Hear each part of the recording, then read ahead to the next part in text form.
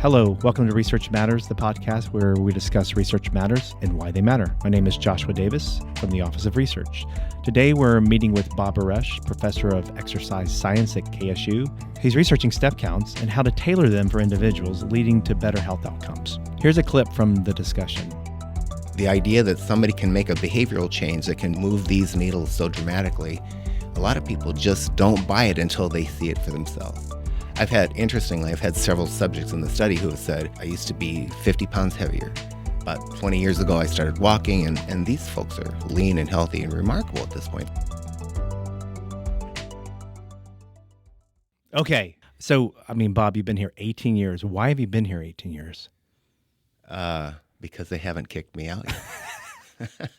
No, I actually love what I do. I was a broadcast technician for 30 years ahead of this gig at the ABC affiliate in Omaha. So wait a second, broadcast. Mm-hmm. So what were you doing in broadcasting? A little of everything on the technical side. So I got my FCC license. I operated the transmitter for many years. I switched in commercials and shaded cameras, and that was kind of the bulk of what I did, kind of loading the commercial playing machines.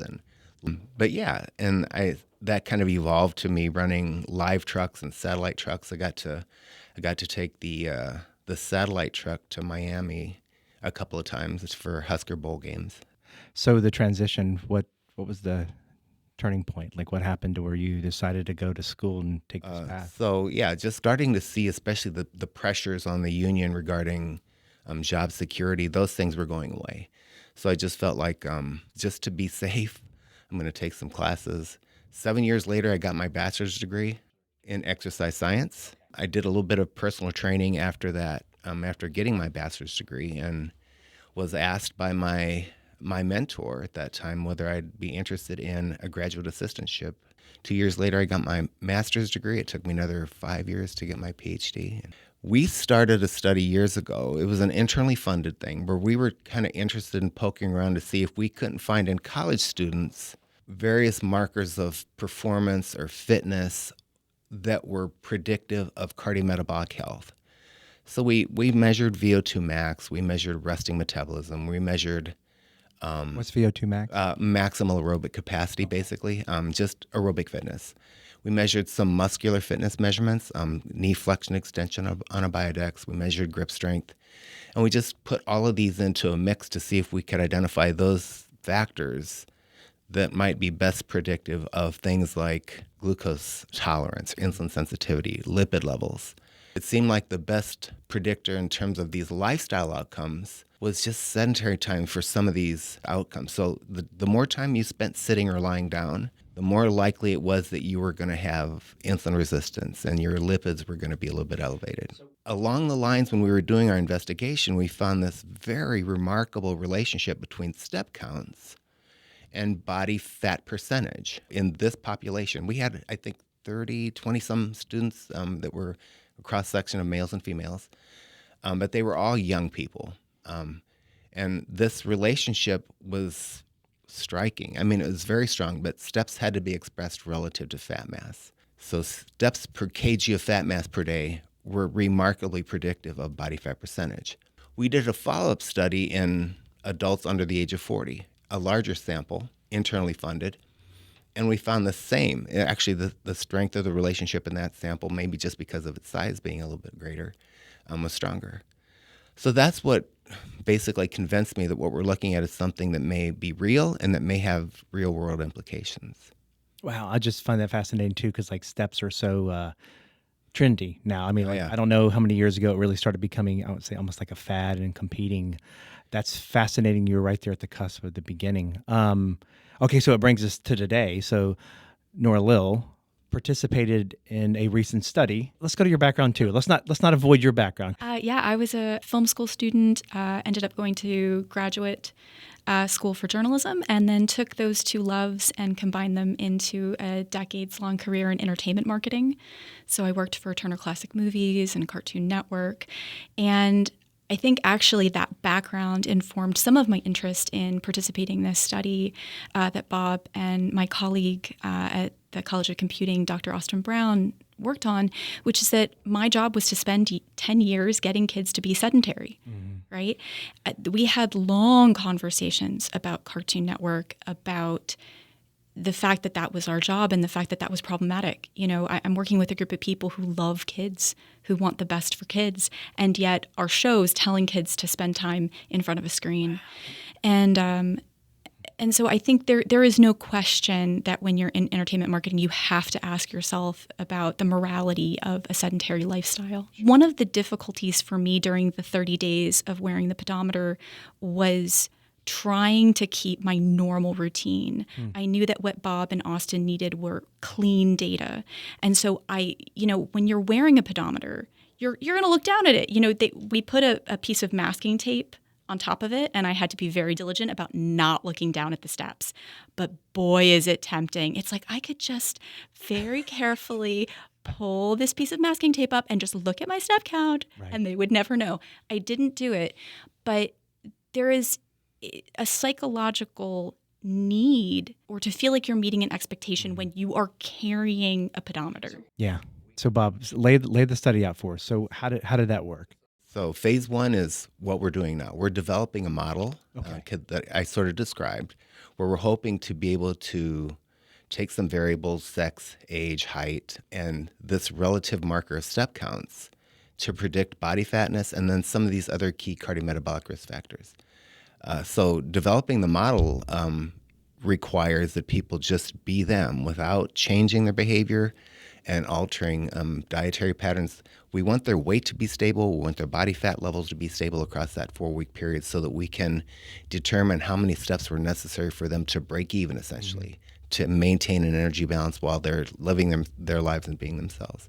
So that's a challenge. That really is, a lot of people I think are interested in doing the study because they feel like this is their accountability mechanism. This is how they're going to finally get some weight off. So what were the requirements for her? So her job was just to be her, eat normally, don't change your behaviors, don't alter activity patterns while just carrying a pedometer all day, every day.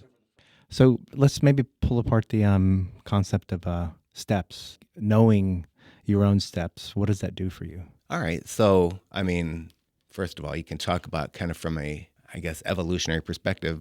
Human beings have been walking for a long time, and it's probably the primary means by which they engage in physical activity energy expenditure. So the more you walk, the more energy you spend. That's a very simple statement, but it's also probably hard to argue with. No reviewer has ever said there's a problem with that statement. But also other aspects of your physiology, of your body size, anthropometrics will also affect the energy cost of ambulation, like how much you weigh, like your body fat percentage. So you're two people with wildly different body weights walking 8,000 steps a day, or that 8,000 steps is going to represent a very different energy cost based on body weight and body composition. Interestingly, those markers of body composition also seem to reflect or impact not just how many calories you spend in movement, but even how much caloric intake people actually seek. So lean mass is especially predictive of appetite and energy intake. So this marker that we've been working with basically seems like it accounts for not just variations in the energy cost of ambulation, but also how many calories people eat. So let's understand that a little better. So you're saying if my steps are higher, I'm going to eat more or eat less? Well, so there is a weak association. Now, some studies, this is variable, but generally speaking, I'm going to say the relationship between how many calories you spend in movement and how many calories you eat is less strong for the general population. Obviously, if I'm a swimmer and I spend 10,000 calories in the pool every day, I'm going to have to eat to account for that kind of energy expenditure. And it kind of makes sense, right? Muscle mass especially needs to be fed. If I have more muscle mass is one of the best predictors of resting metabolic rate. So if I'm going to maintain it, I'm going to have to feed it. So let's go back to your study and talk about the co-PIs. Who worked on the study with you? Dr. Brian Klashevitz is my colleague. We've been working together on several studies now, and he's a collaborator on this one as well. And then Dr. Austin Brown is a statistician. He's also a co-PI in the study. And then I have basically others have just been students, graduate and undergrad students. I would say this is my colleague, Dr. Austin Brown's story. But one of the reasons he was so excited to work with Bob on this was that a family member of his had been having increasing health problems. And the doctor essentially said, hey, we could put you on this very significant treatment. This is our option with where you're at with this health condition. And Dr. Brown's family member did not feel comfortable taking these medications and said, what else can I do? And so walking became the alternate option. And Dr. Brown's family member went out every day and walked the 10,000 steps and came home, and over the course of, I think it was 6 to 8 months, dropped the necessary weight to push back against that very severe medical condition. And Austin's takeaway from this, and my takeaway as his colleague, is that you can do little things every single day to meaningfully make your life better. And if this study is a reminder of just how simple it is to put your focus on something every single day, I think that is a beautiful takeaway from this piece of research. What she basically described in terms of the influence that this walking has had on Austin's family member is important. I mean, I feel like move these needles so dramatically, a lot of people just don't buy it until they see it for themselves. Interestingly, I've had several subjects in the study who have said, I used to be 50 pounds heavier. About 20 years ago, I started walking, and these folks are lean and healthy and remarkable at this point. I want some softer people to kind of be in the study. I got a lot of lean folks who are interested in their body composition. I need some people who are maybe not going to be that elated to see the outcome of those DEXA scans and whatnot. But the other important point here that we believe that has all kinds of additional implications is that just kind of look at it. Body fatness in excess is a problem. Body fatness in excess is, I'll say, toxic in a host of ways. And so you can say, well, the more fat you have, the more various toxins that you have that are affecting your health outcomes. Activity is exactly the opposite. Activity is medicinal. The more active people are, the less cardiometabolic issues they have. So it almost kind of makes sense that you put these two metrics in the same equation. If I am fatter, is it surprising that I may have to walk more to counter the negative influences of that body fatness? And that's kind of where we're seeing with the cardiometabolic outcomes. So let's go into the toxins. I mean, you made a point that I don't think a lot of people consider. When you say it's toxic, what do you mean? So body fat in excess is inflammatory. Inflammation is a key ingredient in most chronic disease, cardiovascular disease, dementia, diabetes, so cancer. So it's an integral element in the development of chronic disease. The more body fat you have, the more lipids are circulating in your blood. That's conducive to heart disease and other cardiometabolic outcomes. The fatter you are, the more insulin resistant you tend to be. And now again, this is above some threshold level, but people that are, the likelihood is that the people that get that diagnosis of type 2 diabetes also are probably carrying a little bit more fat than they should. So there's clearly a correlation between body fatness in excess and a host of chronic diseases. The good news that we believe that we're showing here is that if you start walking more, if you ambulate in some proportion relative to your fat mass, then whether you lose weight or not, most people will, but whether you lose weight or not, the medicinal effects of the walking will start to counter the toxic influences of the fatness. The thing as a participant that was so inspiring to me is that this research will have long-term impacts, and I can be a very small part of that, and that is so exciting. As part of the process was also just fascinating and fun. So I went in for my baseline discussion with Bob. Bob walked me through what the next 30 days would look like. I got my pedometer with my piece of masking tape and the incredible challenge, and then I came back 30 days later, and we got to actually do these really fun assessments. I went into sort of the in-body assessment. I went into a DEXA scan. What's that? I'll let Bob speak to that. Yeah, DEXA is a low-energy X-ray that will help us determine It was initially developed for bone mass, quantifying bone mass. It's great at bone mass quantifying, but it's evolved in such a way that now we get a pretty good idea of body fat percentage, lean mass, et cetera. So it will divide the body into fat, bone, and then fat-free soft tissue. Okay. Please continue. Yeah, it was really just wonderful to be able to go into the lab, to go through the in-body assessment, to go through the DEXA scan, and then in the wake of that, to actually get the data about my bone density, to get the data about my glucose levels and my resting blood pressure. I was glad to find that, although I was looking at, I think it was part of the 4-compartment model, body composition, that, my overall fat was more than I would have wanted. I am, in fact, a sedentary person. But I also learned that my visceral fat layers, which is the fat that you store around your organs and is the fat that is often correlated with very problematic health outcomes, that was, in terms of both volume and area, quite low for my age group, and that my bone density was 1.6 times sort of over the standard deviation for women my age. That was incredibly affirming and helpful information for me just as a person. And so I got this rare opportunity to both do something that is good for science, that helped my colleague, and that also really assured me that I am living in a somewhat healthful way, despite the fact that I do, in fact, need to walk more. So when we talk about moving, and I've always heard a good walk after dinner, but do you have any recommendations on when to walk, how to walk?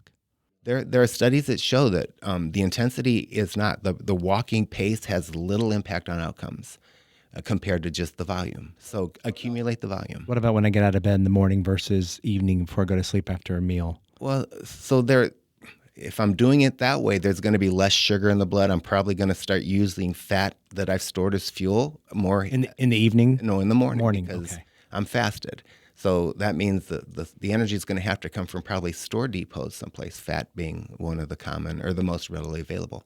There are lots of reasons. If you are diabetic, good studies show that after a meal is a great time to walk. Let that muscular activity bring that blood sugar down, because a lot of these folks, insulin doesn't work well anymore. So I'm going to ambulate to basically walk my blood sugar down. Many people just adopt that lifestyle pattern, attach walking after their meals. So when we get to phase 2, we're going to use the model we've developed in phase 1 to give them a step count target that we're asking them to actually try to maintain on a regular basis for 6 to 8 months. So you're motivating change at that point in time. At that point, we're saying, okay, well, these folks have weight to lose. Let's see if we can't get 5% of weight loss simply without putting their whole life on its ear, with just adding steps to their day. I'll be your guy. I'll keep you on my list, though. Okay. So, all right, let's have the conversation. 7 versus what is is there a debate in the world of how many steps you should have? That 8,000-ish steps a day, probably for most adults, is a good spot to shoot for. Older women, 4,000 or 5,000 is probably enough to get to realize a very firm flattening of that curve, so that beyond that there may be some additional benefit. But 5,000 steps a day for women 70 and older is probably doing a decent job of keeping them around relative to a dramatically lesser step count. But if body fat percentage is what you're wishing to change, well, that where you are today would make sense, would have an impact on the step counts necessary to move the needle. If I am the relationship we've uncovered is very curvilinear. So the folks that have a lot of weight to lose can move the needle fairly dramatically with a relatively small additional step count relative to fat mass every day. What would you say is relative? What? Well, if you're in this kind of maybe 30, 35, 40% body fat as a male, if you add 2,000 steps a day, you'll probably see a change. That's you said 2,000 steps a day. Yeah. So you think, well, who can possibly add 2,000 steps a day? Well, 2,000 steps for healthy people may take 15 minutes. Mm-hmm. And somewhere in that ballpark, 15, 18 minutes will give you 2,000 steps. Now, that assumes you're moving constantly for that 15 minutes. But I don't have to do it. That's the other thing. Let me do 500 steps now by taking a lengthier trip to the restroom or what have you, and then I'll grab some more later. add them throughout my day. That's cool. I mean, you're definitely giving, in some ways, hope for change, and it's moderate, and it sounds like it's achievable. That's what we think. So, if you start asking people to dramatically affect their diet or lower their caloric intake, that has repeatedly been shown to be fairly ineffectual. People will at some point start eating more. Appetite always wins, and that's kind of what we believe that this model also helps us determine, is a step count that allows us to expend enough calories to counter the influence that fat-free mass is going to have on wanting you to go to the pantry and to the fridge. If you're too inactive, you can only shut down appetite so far. If you blow an ankle, for instance, and you're lying in a couch for 3 days, your hunger doesn't go to zero, even though you're literally not moving. So hunger is going to be have a tonic influence. That is, if you're not active enough, that tonic influence is going to lead to caloric intake being higher than your caloric expenditure is. So we're trying to find a step count target that will help people have a fighting chance, right, to counter the influence that fat-free mass is going to have on how many calories they eat.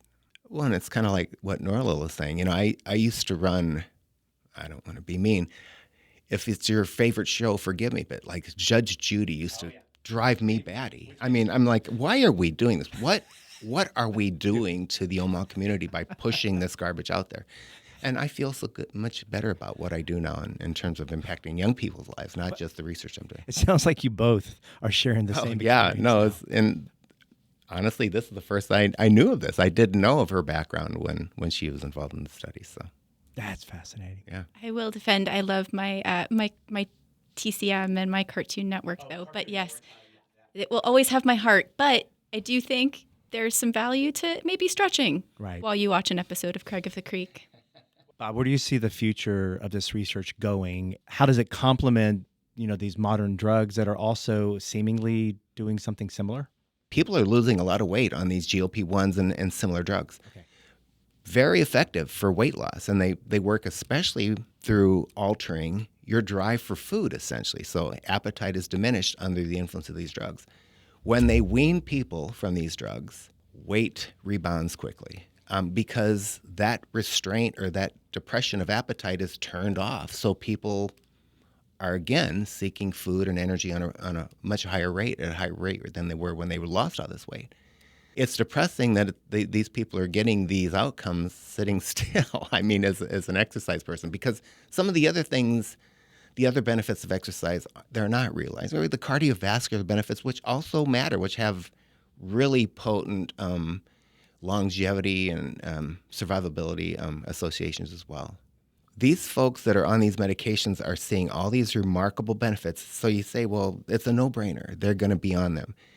At various meetings that I've attended, professional meetings, ACS, American College of Sports Medicine, and then I went to one meeting with the American Diabetes Association, and I saw basically the same message articulated repeatedly about this class of medication, the GLP-1s and the newer, better drugs.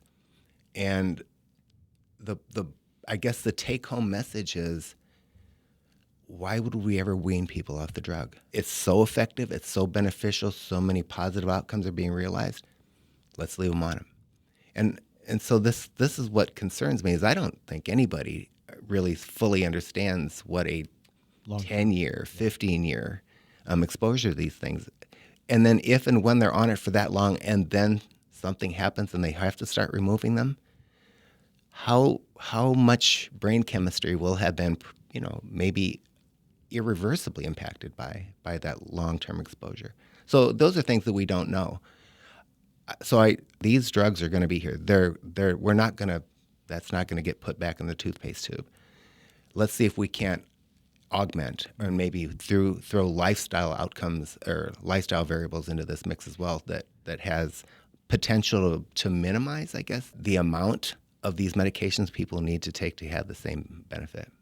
Yeah, and I guess imagine your research and your work is always having challenges with lifestyle changes versus medicine, and I'm assuming there's times for medicine. Of course, and I believe that there is a time and a place for this. Maybe that's what we're hoping for, is once the weight is off, can we now alter your lifestyle to keep it off without having a lifelong dependency on the medication? Yeah.